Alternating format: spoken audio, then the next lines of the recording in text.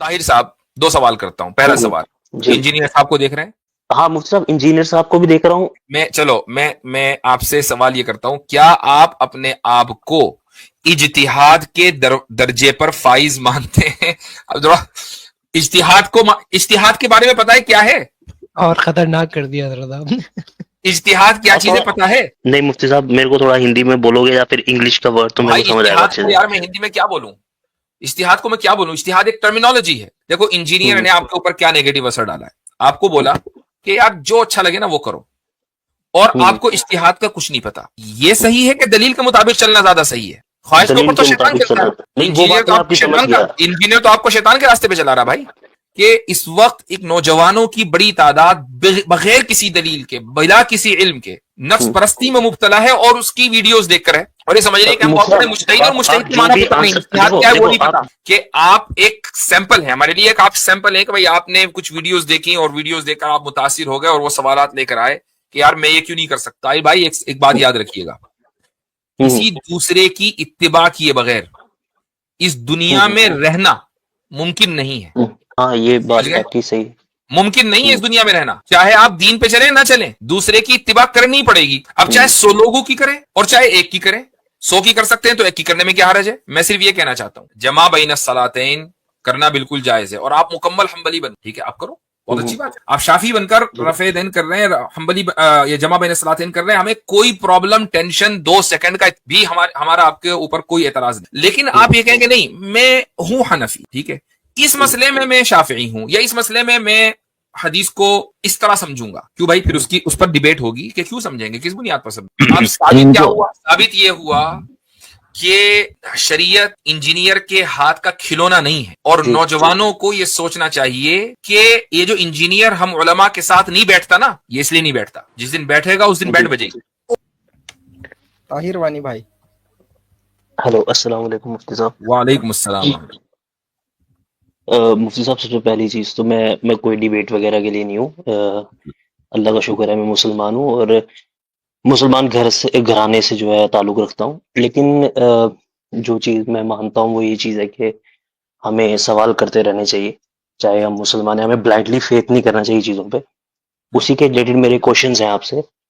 میں کوشچن کروں گا, آپ ڈائریکٹلی جو ہے آنسر دینا. پہلی چیز جو میری یہ ہے وہ اسلام میں امام کو لے کر ہے, ٹھیک ہے. امام کو لے کر یہ ہے کہ جس طرح ہمارے مطلب میں ایک چیز بول رہا ہوں کہ جس طرح ہمارے نبی نے حضرت علی رضی اللہ تعالیٰ عنہ کو پہلے بتا دیا تھا کہ ایک پورا گروہ ہوگا جو تمہاری وجہ سے جو ہے وہ گمراہ ہو جائے گا. مطلب کچھ چیزیں جو پہلے ہی بتا دی گئی صحابہ کو کہ تمہارے بعد یہ چیز ہوگا. تو کیا کچھ ایسے ریفرنسز ہیں جہاں سے یہ پتہ لگے کہ ہمارے نبی نے کہا کہ ہم میرے بعد جو ہے کچھ امام آئیں گے, وہ جو ہے پورے دین کو کمپائل کریں گے اور پھر تم ان میں سے کسی ایک کو چوز کرنا. آپ کا جو سوال ہے وہ ہمارے موضوع سے ہٹ کر ہے, لیکن چونکہ ایک فکری سوال ہے میں اس لیے اس کا جواب دے رہا ہوں کہ جو بھی اس اسلامک لٹریچر کے اندر ایوولوشن ہوا ہے, یہ ایوولوشن ایک فطری انداز سے ہوا ہے.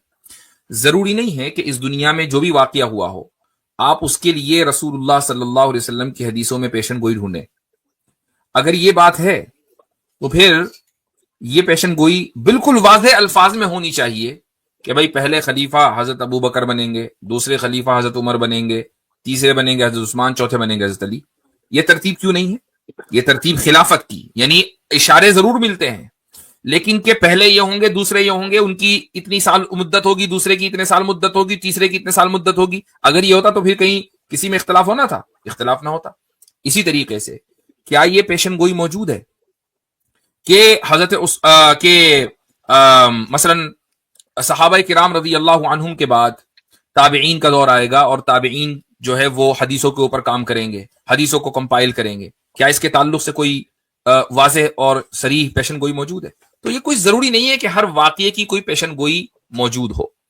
اب یہ ضرور ہے کہ رسول اکرم صلی اللہ علیہ وسلم نے یہ فرما دیا, بلکہ قرآن میں یہ فرما دیا, کہہ دیا گیا کہ جب مسلمان کسی چیز کے اوپر جمع ہو جائیں اور کوئی اس راستے پر نہ چلے تو پھر ہم اس کو جہنم کے راستے پر چلا دیتے ہیں. ہم مسلمانوں نے اس چیز کے اوپر اجماع کر لیا کہ بھائی یہ جو فقہا ہیں کہ جنہوں نے فقہ کو کمپائل کیا ہے، ہم ان کی عام لوگ ہونے کی حیثیت سے ان کی انڈرسٹینڈنگ کے اعتبار سے چلیں گے.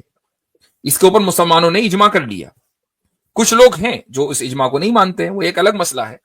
لیکن جب یہ اجماع ہو گیا تو قرآن کی روح سے ہمیں وہ چیز ماننی چاہیے. اسی طریقے سے ایک حدیث ہے، رسول اکرم صلی اللہ علیہ وسلم نے فرمایا کہ مسلمان جس چیز کو اچھا سمجھے وہ اچھی ہے. ما رآہ المسلمون حسنا فہو حسن فہو عند اللہ حسن، وہ اللہ کے نزدیک بھی اچھی ہے. تو مسلمانوں نے اس چیز کو دیکھا کہ دنیا زندگی میں ڈسپلن لانے کے لیے کسی ایک اسکول آف تھاٹ کو، فقہ کو، کسی ایک کی انڈرسٹینڈنگ کو مان لینا یہ زیادہ بہتر ہے تاکہ ہماری زندگیوں میں ڈسپلن آ جائے. اس کو اچھا سمجھا تو اس کو اچھا سمجھا جائے گا، اس میں کیا برائی ہے؟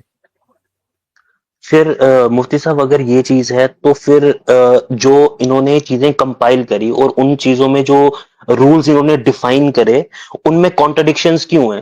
آئی مین ایسا کیسے ہو سکتا ہے کہ ہمارے نبی نے ایک کام کو آئی مین اپنے حساب سے الگ الگ وقت پہ الگ الگ طریقے سے کرا؟ میرا کہنے کا مطلب یہ ہے بالکل جس طرح صحیح ہے. کانٹرڈکشن سن لیجیے، اب میری بات سن لیجیے. ہم، کانٹرڈکشن میرے بھائی اس وقت ہوتا ہے کہ جب ہم دو چیزوں میں سے ایک کو مفتی صحیح اور صاحب دوسرے کو، میں ایک ایگزامپل دے رہا ہوں، پھر آپ اس کے ریفرنس کو اس کو لے کے آپ آگے جواب دینا.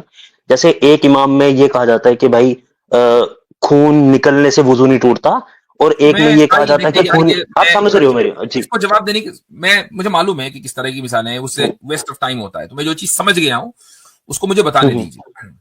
ٹھیک تو ہے. میں اصولی گفتگو کرتا ہوں ضرور، اور ان اصولوں کو جو لوگ سمجھ جاتے ہیں تو انشاءاللہ بہت آسانی ان کے لیے رہتی ہے اور آپ کے لیے بھی ہوگی. آپ نے کہا کہ دو اماموں کے جو اصول ہیں ان میں کانٹرڈکشن کیسے ہوا، جبکہ جو مثال آپ دے رہے ہیں وہ اصول کی نہیں دے رہے ہیں، وہ فروع کی دے رہے ہیں، اس لیے میں آپ کو مثال بھی نہیں دینے دے رہا تھا. جو کانٹرڈکشن ہے سب سے پہلے ہم اس کی تعریف سمجھتے ہیں. کانٹرڈکشن کا مطلب یہ ہوتا ہے کہ ایک اگر چیز صحیح ہے تو دوسری غلط ہے، اور دوسری صحیح ہے تو پہلی غلط ہے. یہ کانٹرڈکشن کا مطلب ہے. اماموں کے جو اصول ہیں ان کے بارے میں سب کی پوری امت کا اجماع ہے کہ ان میں صحیح اور غلط کا اختلاف نہیں ہے، ان میں اولا اور خلاف اولا کا اختلاف ہے کہ کیا چیز زیادہ بہتر ہے. ایک امام نے کہا کہ نہیں یہ زیادہ بہتر ہے، دوسرے نے کہا کہ نہیں وہ زیادہ بہتر ہے. تو کم بہتر زیادہ بہتر کے اختلاف ہے. یہی وجہ ہے کہ حنفی، شافعی، مالکی، حنبلی ان سب کی آپس میں ایک دوسرے کے پیچھے نماز ہو جاتی ہے. اس میں کوئی مسئلہ نہیں ہے. ٹھیک ہے کچھ ریئر عبارتیں آپ کے انجینئر صاحب نکال کے لائیں گے، وہ ایک الگ بات ہے، لیکن ہر جگہ ریئر عبارتیں ہوتی ہیں. اصل بات یہ ہے کہ امت کی جو واس میجورٹی ہے وہ کیا کہہ رہی ہے. حنفی، شافعی، مالکی سارے کے سارے حرمین میں جاتے ہیں، حرمین میں حنبلی امام ہے، ان کے پیچھے نماز پڑھتے ہیں. تو یہ جو صورتحال ہے اس سے یہ پتا چلتا ہے کہ اختلاف اولا اور خلاف اولا کا ہے، جواز اور عدم جواز کا نہیں ہے. اب میں آپ کو اصول کا بتا دیتا ہوں کہ اصول میں کیسے اختلاف ہوا. مثلا ایک امام شافعی ہے، مثلا امام شافعی نے یہ اصول بنایا کہ مثلا میرے سامنے 4 حدیثیں ہیں اور 4 حدیثوں کے الگ الگ درجات ہیں، تو اس میں جو سب سے صحیح حدیث ہوگی نا میں اس کو لوں گا، باقی کو چھوڑ دوں گا. تو اصح ترین جو صحیح ترین حدیث ہے وہ میں لوں گا، باقی 3 حدیثوں کو چھوڑ دوں گا. وہ 3 حدیثیں اب قابل عمل نہیں ہے، صحیح ترین کو لوں گا.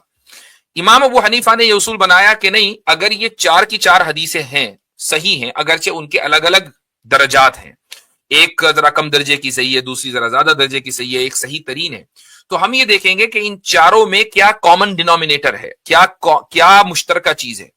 اسی کو بولا جاتا ہے تنقیح منات. ٹھیک ہے، اور اب ہم اس منات کو یعنی اس کامن ڈینومینیٹر کو لیں گے اور اس کے اوپر فتویٰ دیں گے تاکہ وہ چاروں حدیثوں کے اوپر وہ عمل کر لیں. یہ دونوں کے الگ الگ اصول ہیں. یہ اصول ہر امام نے اپنے اجتہاد سے نکالے ہیں.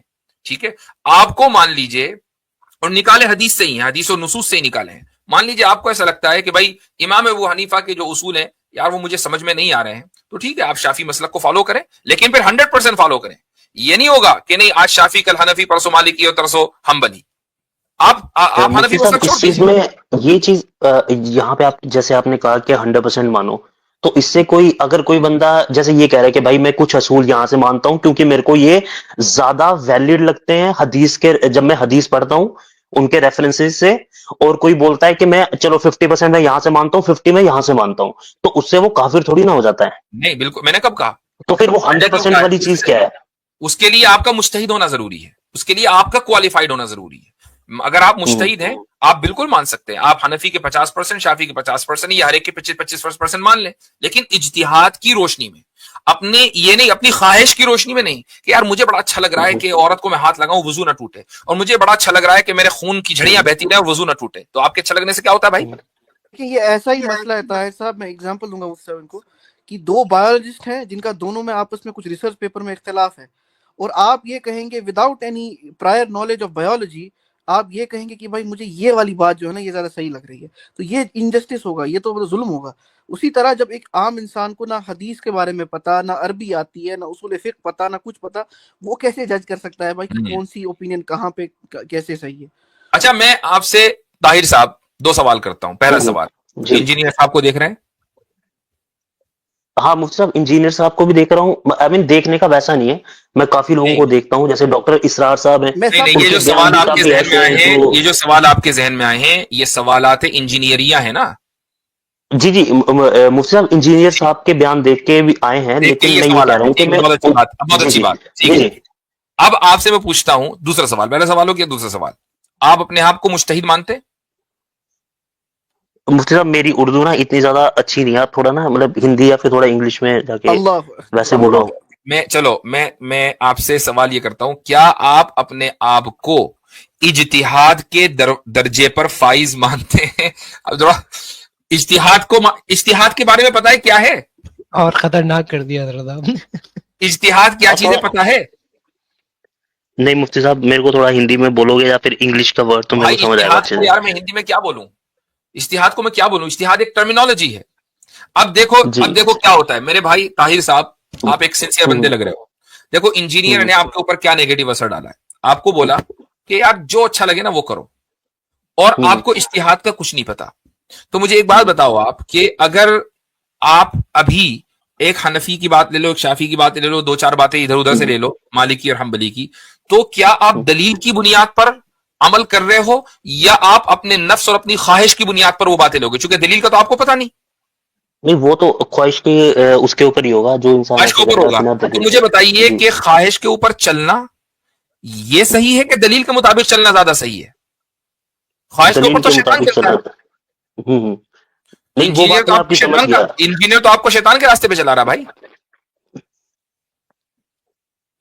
جی مفتی صاحب میں وہ چیزیں میں سمجھ تو گیا, میں یہ کہہ رہا یہ ہوں. سوال کا جواب مجھے نہیں دینا تھا, یہ میرے موضوع سے ہٹ کر ہے, لیکن یہ سوال کا جواب میں اس لیے دے رہا ہوں کہ اس وقت ایک نوجوانوں کی بڑی تعداد بغیر کسی دلیل کے, بلا کسی علم کے, نفس پرستی میں مبتلا ہے اور اس کی ویڈیوز دیکھ کر ہے, اور یہ سمجھ رہے ہیں کہ ہم بہت بڑے مجتہد ہیں, اور مجتہد آپ کے جو معنی بھی پتہ نہیں, آنسر اجتہاد دیکھو کیا ہے وہ دیکھو نہیں آپ پتا. جو بھی آنسر دو نا میرے کو نا مطلب بائسڈ ہو کے مت سوچنا, کہ کیونکہ دیکھو اگر میں میری وہی مینٹالٹی ہوتی تو میں وہ کوشچنز جو میں نے وہاں پہ دیکھے میں آپ کے پاس نہیں لاتا. ٹھیک ہے میرے کو کلیئرنس چاہیے. ہولڈ آن طاہر بھائی, میں بایس نہیں ہوں. میں نے آپ کو کہا کہ آپ بہت سنسیئر آدمی لگ رہے ہو. یہ جو میں کہہ رہا ہوں نا, جی یہ آپ کے لیے نہیں کہہ رہا ہوں, یہ میں ان نوجوانوں کے لیے کہہ رہا ہوں کہ جو اپنے فرسٹریشن کا اظہار دین کے اوپر کرتے ہیں انجینئر کی ویڈیوز دیکھ کر. ٹھیک ہے, یہ ان کے فرسٹریشن کا اظہار ہے, اور جی وہ جی دین سے لاکھ کلومیٹر دور جا چکے ہیں. یہ اصل میں ان کے لیے پیغام ہے کہ آپ ایک سیمپل ہیں ہمارے لیے, ایک آپ سیمپل ہیں کہ بھائی آپ نے کچھ ویڈیوز دیکھی اور ویڈیوز دیکھ کر آپ متاثر ہو گئے اور وہ سوالات لے کر آئے کہ یار میں یہ کیوں نہیں کر سکتا, اور آپ کو ایک بیسک چیز نہیں پتا ہے. تو آپ اکیلے نہیں ہیں, وہ لاکھوں یا ہزاروں لوگ جو اس کی ویڈیوز دیکھ رہے ہیں وہ سب کے سب ایسے ہی ہیں. جی مسئلہ یہ ہے. جی جی مفتی صاحب دیکھو میں ان کو اس وے سے نہیں سنتا کہ ہاں ٹھیک ہے جو بھی یہ کہہ رہے ہیں 100% صحیح ہے, کیونکہ انہوں نے طلاق کا مسئلہ جو ہے وہ عربی کا ترجمہ ہی غلط کیا, پھر مفتی طارق مسعود صاحب نے اس کا جو ہے پورا ویڈیو بنایا, وہ میں دیکھ میرے کو پتا ہے وہ چیز. لیکن جس چیز پہ میرے کو کنفیوژن ہوتی ہے کہ ہاں کچھ میری نالج کے حساب سے کچھ حد تک یار یہ چیز صحیح ہے, میں چلو کنفرم کر لیتا ہوں, میں اس لیے وہ چیز پوچھ رہا ہوں. نہیں, میرے اب حساب میرا سے میں آخری ایک بات بس کہوں گا, میں طاہر صاحب جو مفتی صاحب نے بات کی نا, آپ اپنے آپ سے خود پوچھیے گا ایک بار کہ پورا اسلام جو دین ہے ہمارا, اس کا ایک کہتے ہیں نا دین کا ایک مزاج ہے, وہ پورا کا پورا مزاج جو ہے نا وہ نفس پرستی کے خلاف ہے. جگہ جگہ قرآن میں آیا کہ اپنے نفس سے بھاگو, نفس کو جو نفس پرستی سے بچو. But at the end of the day اگر آپ یہ کہو گے کہ آج میں یہ کروں گا چیری پک، آج وہاں سے وہ والی اوپینین، یہاں سے یہ والی opinion, at the end of the day آپ اس دین کے مزاج کو جو ہے نا وہ آپ بریک کر رہے ہو. That means you are following your نفس. تو اسی لیے جو ہے نا یہ ڈسپلنری طور پر جیسے مفتی صاحب نے کہا کہ جب کچھ کرنا ہے تو ایک کو فالو کرنے، ان کے اصول کو. مصعب میں اس چیز سے ایگری کرتا ہوں، لیکن پرابلم یہ ہے نا، کیونکہ جب وہ جب وہ اپنے اسٹوڈیو میں یہ چیزیں بولتے ہیں تو ریفرنسز وہ ڈاکٹر اسرار صاحب کے بیان سے لے کے دیتے ہیں، اور جن کو ہم لوگ ایون کہ میں بھی بہت آئیڈیلائز کرتا ہوں، میرے لیے وہ ہیں کہ جنہوں نے اپنی لائف. ڈاکٹر اسرار صاحب بھی پھر امامی ہو گئے، پھر پرابلم کیا رہی؟ نہیں، ان کی دیکھو جو چیزیں وہ بول رہے ہیں، اب میں یہ نہیں کہہ رہا کہ جس تحریک سے وہ لنک رکھ رہے ہیں میں اس چیز کو بڑھاوا دے رہا ہوں یا اس چیز کے بارے میں میں بول رہا ہوں، آپ کو لیکن ہاں ایک جو چیز کہتا ہوں طاہر صاحب، طاہر بھائی ایک بات یاد رکھیے گا، کسی دوسرے کی اتباع کیے بغیر اس دنیا میں رہنا ممکن نہیں ہے. ہاں یہ بات آپ کی صحیح. ممکن نہیں ہے اس دنیا میں رہنا، چاہے آپ دین پہ چلیں نہ چلیں، دوسرے کی اتباع کرنی پڑے گی. اب چاہے 100 لوگوں کی کریں اور چاہے ایک کی کریں، 100 کی کر سکتے ہیں تو ایک کی کرنے میں کیا حرج ہے؟ میں صرف یہ کہنا چاہتا ہوں، اگر اصل بات یہ ہے کہ جو ہم اتباع کرتے ہیں ائمہ کی، ائمہ اربعہ، ائمہ خمسہ اور بھی امام تھے، لیکن چونکہ ان کا مذہب مدون ہو کر باقی نہیں رہا، تو اس لیے ہمارے ہاں 4 ہی مذاہب رہے، 4 اسکولز آف تھاٹ رہے، 5 بھی ہو سکتے تھے، 10 بھی ہو سکتے تھے، جو کہ سفیان ثوری الگ ہیں، امام اوزاعی الگ ہیں، اور وغیرہ وغیرہ. تو اصل بات یہ ہے کہ ان مذاہب کو یا ان اسکولز آف تھاٹ کو جو فالو کیا جاتا ہے، ان کی اتباع کی جاتی ہے، یہ زندگی میں ڈسپلن لانے کے لیے کی جاتی ہے. اتباع تو آپ کو کرنی ہی ہے. آپ 4 کی کرو گے تو ہمیشہ کنفیوژن کا شکار رہو گے، 1 کی کرو گے تو آپ کی زندگی میں ڈسپلن رہے گا. That's all. اتباع کے بغیر چارہ کار نہیں ہے بھائی. میں ایک بڑا اچھا میں ایگزامپل دیتا ہوں. آپ کو پتا ہے آج کل بہت سے لوگ جو ہے نا وہ کہتے ہیں صحیح حدیث کو فالو کرو، صحیح حدیث کو فالو کرو. صحیح حدیث میں آپ کو پتا ہے کچھ حضرت میں آپ کو نا 1 منٹ کے لیے روکوں گا، کیونکہ میرا جو لاسٹ کوشچن ہے پھر میں ختم کروں گا، یہ اسی کے ریلیٹڈ ہے، کیونکہ یہ لاسٹ چیز ہے جو کافی زیادہ ڈاؤٹ کریٹ کرتی ہے میرے دماغ میں. مفتی صاحب اس سے پہلے میں آپ کو ایک چھوٹی سی چیز کہوں گا. میں آپ کی لاسٹ ویڈیو دیکھ رہا تھا جس میں عاصم بھائی تھے جو ہندو ریلیجن کے بارے میں کافی نالج رکھتے ہیں، شاید عاصم ہے ان کا نام. تو وہ یہ چیز کہہ رہے تھے کہ منو سمرتی کے بارے میں کہ بھائی جو وہ پرانی تھی اس کو انہوں نے پھر نیا ورژن نکالا اور باقی جو چیزیں ان کو خراب لگی ان کو ہٹا دیا. تو حدیث کی جب ہم بات کرتے ہیں تو کہیں آپ کو نہیں لگتا کہ ہم یہ چیز کر رہے ہیں کہ ٹھیک ہے بھائی یہ ضعیف حدیث ہے، ہم چلو اس کو نہیں مانتے. بالکل جی جی. اب اس کا میرا جو کوشچن ہے وہ سن لیں آپ. اب انجینئر صاحب ایک چیز اس کا جواب دینے دیجیے، پہلے اس کا جواب دے دیں. جی جی جی منو اسمرتی اور حدیث کا جو کام ہے اس میں کتنا فرق ہے؟ وہ فرق یہ ہے کہ منو اسمرتی کی عمر ہے کروڑوں سال، ٹھیک ہے، کب سے چلی آ رہی ہے، کام ہو رہا ہے اس کا پچھلی صدی میں، بلکہ 20-25 سال پہلے، کہ ہم نے اس کو نہیں مانا اور کوئی اصول نہیں اس کا کوئی اصول نہیں ہے. یار یہ والا جو منو اسمرتی میں ورس ہے نا، یہ اچھا نہیں لگ رہا، چلو اس کو ضعیف مان لو، اس کو جو ہے نا ایڈڈ مان لو، اس کو ریجیکٹڈ مان لو. ہم روز اول سے جب سے صحابہ کرام رضی اللہ عنہم کے زمانے میں حدیثوں کو کمپائلیشن اس کا شروع ہوا، ہمارے ہاں یہ اصول طے ہے کہ کچھ حدیثیں صحیح ہوئیں، کچھ حدیثیں ضعیف ہیں، اور یا کچھ حدیثیں فیبریکیٹڈ ہیں، ان کو ریجیکٹ کیا جائے گا. اور ان کے اصول طے ہیں کہ کن بنیاد پر ریجیکٹ کیا جائے گا، کن بنیاد پر کسی حدیث کو صحیح اور کسی حدیث کو موضوع کہیں گے. یہ بنیاد منو اسمرتی والوں کے پاس ہے. وہ 100 مرتبہ جنم لے کے زندہ ہو جائیں گے تب بھی ان کے پاس یہ بنیاد نہیں آئے گی. لیکن پھر مفتی صاحب اب جیسے بخاری اور مسلم میں کچھ حدیثیں، شاید میں جب یہ سوال کروں گا آپ کو سمجھ آ جائے گا میں کیا بول رہا ہوں، جو وہ اپنے بیان میں یہ چیز کہتے ہیں نمازوں کو جمع کر کے پڑھنے کی حدیثیں، اور ہمارے نبی سے جو حدیثیں وہ ریفرنس دیتے ہیں، اور ایک سیریز آف حدیثیں ہیں، 1-2 نہیں ہے، سیریز آف حدیثیں ہیں جو اپنے بیان میں وہ بولتے ہیں کہ ہمارے نبی سے پوچھا گیا. میں مفہوم بتا رہا ہوں، ایگزیکٹ حدیث میرے کو نہیں پتا، کہ صحابہ نے پوچھا کہ ہمارے نبی سے کہ آپ نے نمازیں جمع کر کے پڑھی، تو انہوں نے کہا کہ ہاں میں نے اپنی امت کی سہولیت کے لیے جو ہے نمازیں جمع کر کے پڑھی اور تم بھی پڑھ سکتے ہو. تو پھر وہ اپنے بیان میں یہ کہتے ہیں کہ ہاں ہم نمازیں جمع کر کے پڑھ سکتے ہیں بھائی ایک ٹائم پہ ساری.